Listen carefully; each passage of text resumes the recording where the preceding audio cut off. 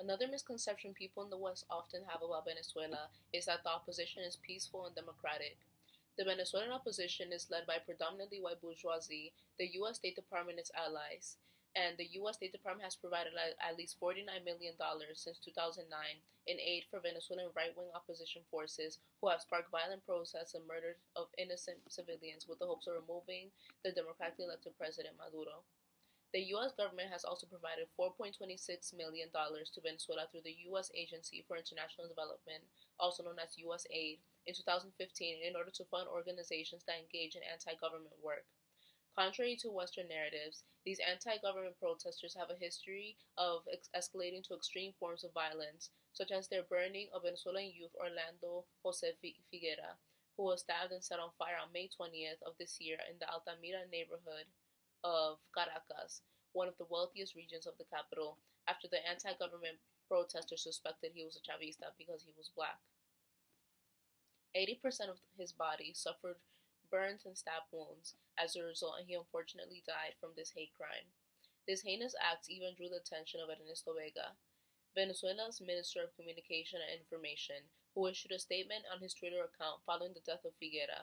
His statement is, as quoted, Orlando Figuera, stabbed and burned alive by mice diseased by the hate in Altamira on May 20th, just died of cardiopulmonary arrest. He also elaborated that international mainstream media has failed to expose the opposition for how violent it truly is in its protest as opposed to peaceful. These anti-Bolivarian protesters are the same ones who called Chavez a monkey due to his African ancestry and who would liken former U.S. First Lady Michelle Obama to a gorilla for the same reason. They are not only counter-revolutionary, classist, and violent, they are racist and anti-black as well. Mainstream media has also failed to expose the reactionary nature of prominent Venezuelan bourgeois opposition leaders, such as Leopoldo Lopez, who are romanticized as heroes falling victim to a brutal regime when the reality is quite the contrary. Leopoldo Lopez is a main figure of the Venezuelan opposition who was placed under house arrest after 3 years in prison due to health concerns. He was in prison at first due to his planning and promotion of violent protests to topple the democratically elected Maduro government.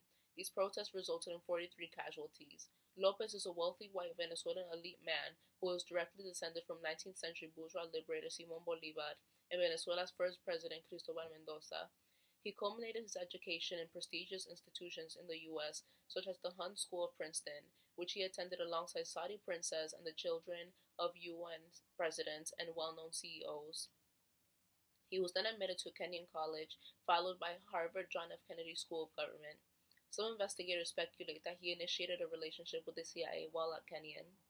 Lopez founded the group Primero Justicia while in school in 1992, which grew into a significant political party in right-wing Venezuelan politics. Prior to becoming involved again in Venezuelan politics after his return to the country in 1996, he became an analyst at the quasi-private Venezuelan state oil company Petróleos de Venezuela, also known as PDVSA, where he worked until 1999, and while he worked there, he and his mother illegally sent hundreds of thousands of dollars to Primero Justicia, which breaks Venezuela's anti-corruption laws. This act was not revealed until 2007, when an investigation conducted demonstrated what Lopez had done and banned him from obtaining political office titles for years. After culminating his job at PDVSA, he was elected mayor of the Chachao department of Caracas in 2000, which is one of the wealthiest provinces in Venezuela. In 2002, Lopez started to regularly visit the headquarters of International Republican Institute, also known as IRI, in Washington, D.C., and met with officials from the Bush administration. The IRI makes up one-third of the National Endowment for Democracy, which is a U.S. government-funded NGO that was chaired by John McCain and has played a role in numerous U.S.-sanctioned regime changes. Both the IRI and the National Democratic Institute have financed Lopez's Primero Justicia party, as well as his other party, Voluntad Popular, which he established in 2010. During his term as mayor of Chachao, Lopez participated in the 2002 U.S. coup attempt against democratically elected President Hugo Chavez.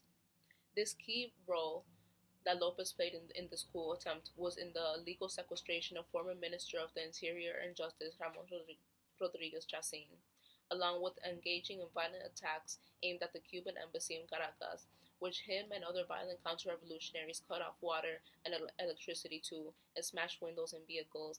In 2007, Chavez forgave Lopez for his participation in the coup and prohibited him from holding political office from 2000 to 2014. Lopez has then tried to disassociate himself from the 2002 coup attempt, which was generally not well received by anyone, including the Venezuelan opposition.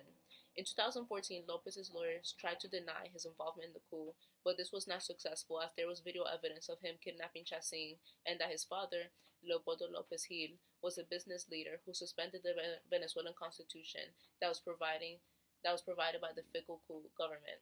As much as the West wants to paint Venezuelan opposition as peaceful heroes and Maduro as a villain that needs to be taken down, neither is actually the case. And Washington, the OAS, and the CIA have all admitted this in their own documents and statements, contradicting their corporate propaganda against these democratically elected regimes that serve the purpose to hide their true imperialist intentions.